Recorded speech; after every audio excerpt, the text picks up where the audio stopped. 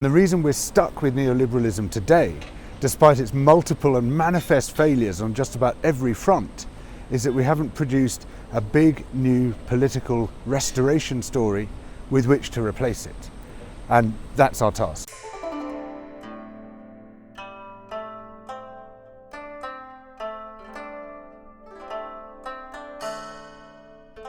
So it's become clear to me that the driving force of politics is not political leaders, not political parties, but big political narratives. When Keynesian social democracy was dominant, everyone just about subscribed to it. Richard Nixon is alleged to have said, "We're all Keynesians now."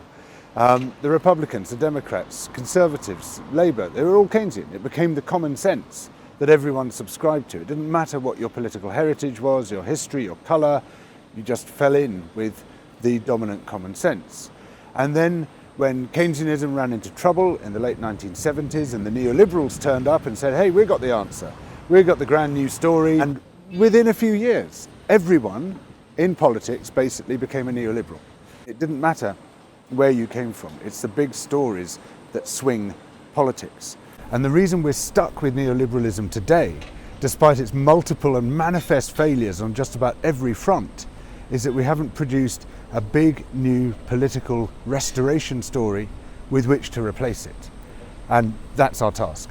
Well, I think we've got beyond the point where some bloke with a beard sits down, or without a beard, sits down and writes a grand theory and then hands it down to the minions to implement. What we saw, certainly with neoliberalism, was that it started as a highly elite project with billionaires or multimillionaires at the time, funding think tanks and academic departments, sponsoring journalists, putting advisors into government and the rest of it.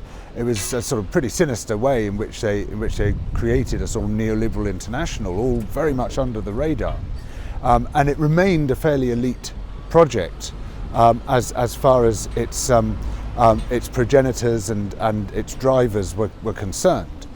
We don't have to do it like that.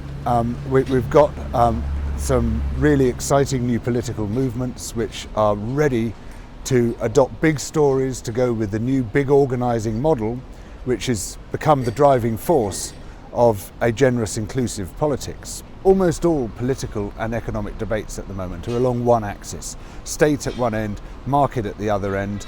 If you want more state and more market, less market, you're on the left. If you want more market and less state, you're on the right. And we forget that the economy has four major sectors: state, market, household, and commons. A lot to be said about the household, but I'm going to focus on commons for now. And we need to explain the commons because it's been so neglected by political and economic theory that most people don't know what it is. And a commons is a resource which is run and managed, controlled by a community for the benefit of that community. It's inalienable, it exists in perpetuity, you can't sell it, you can't give it away, and the product of that resource is shared on an equal basis between the members of the community. It's a non-capitalist system, it's a non-communist system, it's a different sector altogether. It doesn't depend on permanent economic growth, but the steady delivery of well-being and prosperity. So to give one example, the land. Most of the land was once held in common. Perhaps all of the land was once held in common. But it's been grabbed and enclosed principally by private actors, to some extent also by the state. And we've lost this fundamental resource which secured our prosperity, which anchored our communities, and which gave us our sense of belonging. And I feel we ought to try to reclaim that resource. And the way in which we can do it, I think, is first of all, you have a sympathetic government introducing land value tax, and you introduce a pretty stiff rate of land value tax on the most valuable property, the most valuable land, which has got the fanciest buildings on. Some of the money goes to government, some goes to local government to pay for essential services. The residue is distributed around the communities of the country, and they're encouraged to set up a trust to handle that revenue. And then you say, right, community right to buy. You've already got it in Scotland. I want to see that in the rest of the UK. Community right to land assembly as well. So if the community wants, it can use that money to start buying land. The prices come right down because land value taxation considerably suppresses the price of land. And you say, right, let's assemble a site. and what are our needs? Oh yeah, affordable housing. And by that I mean affordable housing, not affordable housing. So let's create a site. Let's bring in people at the top of the housing waiting list. We'll bring in a few owner-occupiers and a few private renters as well who can put down a deposit. And you say, right, here's your site. You're going to design it. You're going to design the estate around your needs. You're going to design your own homes as well. With professional advice, we'll sort of give you professionals who can show you all the different options and stuff like that. But you're going to do this. And then that group of people, they have to work together. They have to form a community even before they're moved in, so that by the time they get there, they know each other extremely well. They've been working closely together. You've got a ready-made community, boom, straight there. And you've got a piece of commonly owned land. That trust becomes a common land trust, and you've got revenues coming in from the rents, lower rents than were being charged before on that land, but their rents coming in, and you say, right, what do? We could buy more land, we could supply public amenities, or we could issue a local basic income to the people of this community. There's, suddenly all sorts of exciting options begin to open up. Well, at the moment, in J.K. Galbraith's words, we have a situation of public squalor and private luxury. And the problem with private luxury is not everyone can have it. There is simply not enough physical or environmental space for that. Here we are in Edinburgh. If everyone in Edinburgh had their own swimming pool, their own tennis court, their own play barn, their own art gallery, Edinburgh would cover the whole of Scotland, probably the whole of the UK. But there is enough space for everyone to have public luxury. If we have really great public amenities, those expand the space available to people rather than contracting it as private luxury does. Private luxury creates deprivation, creates great affluence for some people and shoves others to the margin, the great majority to the margin. So private sufficiency, we should all be able to have our basic needs met and have a sphere which is ours, but also this public affluence, public luxury, so that we can all live a fantastic life, all have a real wealth, a wealth which isn't necessarily monetized, but a wealth of opportunity, of experience, of leisure, of amenity, and that we've got plenty of space for that, and we've got environmental space for that as well, rather than everyone fighting each other to grab as much as they can for themselves. We need to rebuild what I call a politics of belonging from the bottom up, from the community level.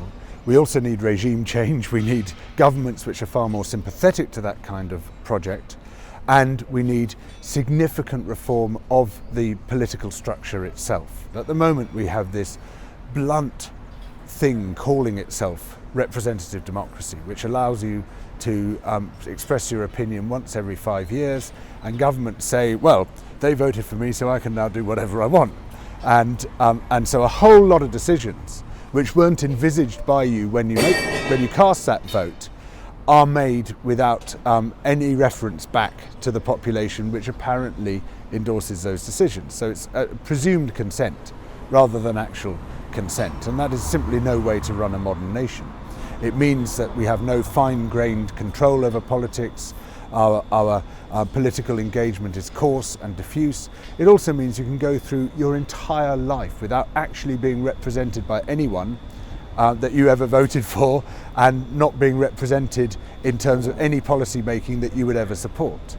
That's not even representative democracy. So what we need is to temper that model with a whole load of ways in which we get to vote often.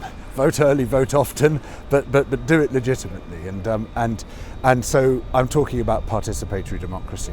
OECD survey, Switzerland comes way up at the top in terms of trust in government. Why? Because people own the government. The popular sovereignty trumps parliamentary sovereignty. The federal government really is there to implement the people's will. So people can call for a referendum opposing a federal law. They can call for a referendum for a constitutional amendment, and then you have this far more devolved structure of government. I think there's a lot to learn from that. There's also a lot to learn from what's going on in Kurdistan at the moment, with this very interesting model of democratic confederalism, which they've introduced there, particularly in Rojava in the Syrian part, where the powerful political unit is the local community assembly, which then delegates powers upwards. And the federal government is purely administrative. It's not policy setting at all. And ideally in their system, there's no state at all. Now, there's potential dangers of capture, photocopy democracy, civil service becoming too powerful. There's dangers in any system, and it might work better, it might not, but there's a very interesting experiment going on there at the moment, and we ought to be paying attention to it. But when it comes to issues like climate breakdown, and I call it climate breakdown, not calling it climate change, because climate change sounds like calling an invading army unexpected visitors. It's such a ridiculously neutral term for this existential crisis that we face. When it comes to climate breakdown, governments evidently have failed and keep on failing and are sort of almost institutionally destined to fail. Now, it could be because the whole process has taken place within the neoliberal era, when governments are not supposed to govern, they're not supposed to intervene, there's not supposed to be any civic life, the market's supposed to sort it all out magically through the invisible hand. Well, hasn't that worked out so well?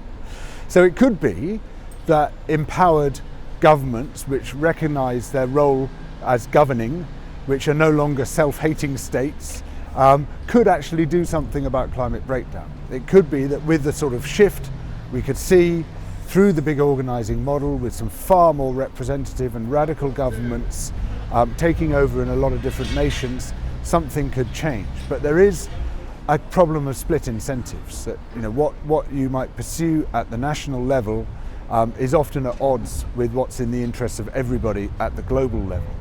So we definitely need far more effective global governance, and that means far more democratic global governance. And at the moment, we've got about the most undemocratic forms of global governance you could possibly have. The UN Security Council, I mean, how preposterous is this? 5 nations with veto powers over everyone, including over the General Assembly and all the decisions it makes. Totally, I mean, it's an oligarchy. It's a medieval oligarchy is what we're looking at there. The World Trade Organization, which claims to speak on behalf of the world's people, but the governments never refer their decisions back to their people when they're making decisions there, and it sets maximum standards for trade, no minimum standards at all. Why can't we have a fair trade organization which says you can trade internationally if you meet these standards on labour, on the environment, on other crucial aspects of your involvement with the wider world? Meet these standards, we'll give you a license to trade internationally. Don't meet them, goodbye. It's the opposite at the moment. You meet standards which are too high, it's protectionism, you aren't allowed to trade. And then you've got the World Bank and the IMF, which are controlled by the rich nations and operate largely in the poor nations, with the US uniquely having a veto power in both organisations. This is a totally undemocratic and dysfunctional system. And is it surprising that it doesn't deliver on issues like climate breakdown? Not in the least. So we need a massive reform of global governance alongside those national and local shifts.